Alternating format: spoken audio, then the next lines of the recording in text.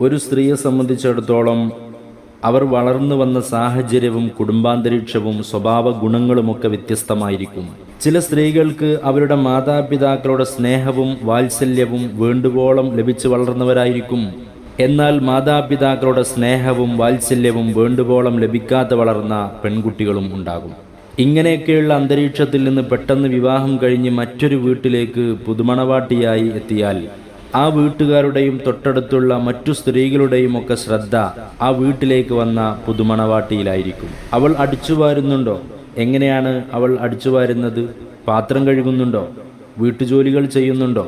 അവളുടെ സ്വഭാവം, പെരുമാറ്റം, ഇതിലൊക്കെ ശ്രദ്ധിച്ചുകൊണ്ടിരിക്കും. വീട്ടുകാരുടെ പ്രതീക്ഷകൾക്ക് വിരുദ്ധമായി എന്തെങ്കിലും ഒരു കാര്യം അവൾ ചെയ്തു പോയാൽ പിന്നെ അവൾ ചെയ്യുന്ന സകല കാര്യങ്ങളിലും കുറ്റം മാത്രമേ അവർക്ക് പറയാനുണ്ടാവുകയുള്ളൂ.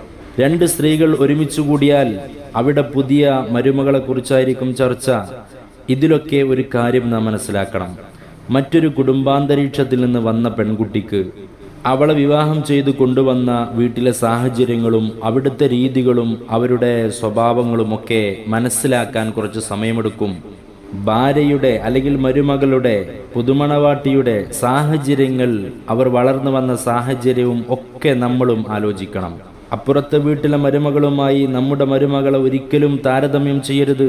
അപ്പുറത്തെ വീട്ടിലെ മരുമകളുടെ കുടുംബമഹിമയും സ്വഭാവ ഗുണങ്ങളും അവർ കൊണ്ടുവന്ന സ്വർണ്ണാഭരണവും അവരുടെ വിദ്യാഭ്യാസവും തുടങ്ങിയ കാര്യങ്ങൾ വെച്ചുകൊണ്ട് അവരുടെ മുന്നിൽ വെച്ച് സംസാരിച്ച് കുറ്റപ്പെടുത്തിയാൽ അവർ മാനസികമായി തളർന്നു പോകും.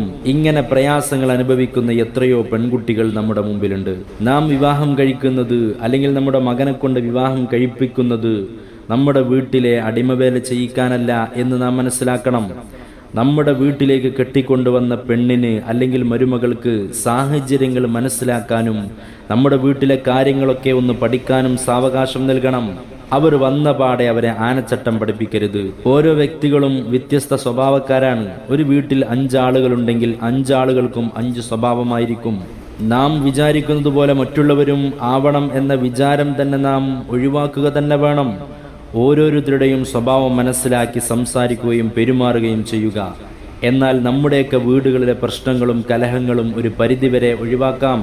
നാം സ്വയം നമ്മെ കുറ്റപ്പെടുത്തുകയും മറ്റുള്ളവരെ കുറ്റപ്പെടുത്താതിരിക്കാൻ ശ്രമിക്കുകയും ചെയ്യുക.